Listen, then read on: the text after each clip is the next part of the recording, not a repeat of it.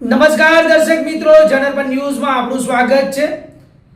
હું છું આપણો મિત્ર કંચન પરમાર। આવો સાંભળીએ આજના મુખ્ય સમાચાર। શિવજી की સવારી દરમિયાન ભીડનો લાભ લઈ એક મહિલાના ગળામાંથી સોનાનો અછોડો કટરથી કાપી ચોરી કરી હોવાની ફરિયાદ વાડી પોલીસ મથકમાં નોંધાઈ હતી। જે ફરિયાદને આધારે વડોદરા શહેર ક્રાઇમ બ્રાન્ચની ટીમે હિંમતનગરથી આવેલ આ ટોળકીના 6 લોકોને ઝડપી પાડ્યા છે। વડોદરા શહેરમાં નીકળેલી શિવજી की સવારીમાં દર્શન કરવા આવેલ એક મહિલાના ગળામાંથી આશરે 17 ગ્રામ સોનાની ચેન કોઈ અજાણ્યા લોકોએ કટરથી કાપી ચોરી કરી ફરાર થઈ ગયા હતા।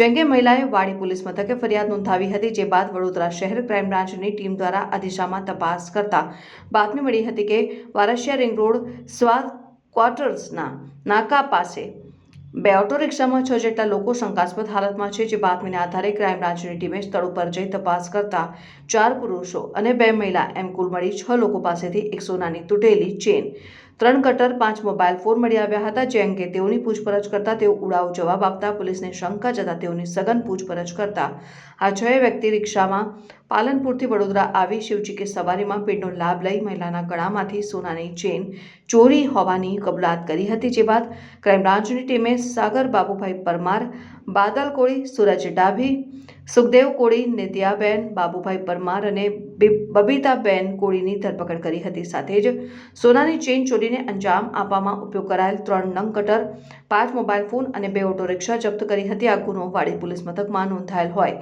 વધુ તપાસ અર્થે તમામ આરોપીઓને વાડી પોલીસ મથકને તો આપવાની કામગીરી કરી હતી।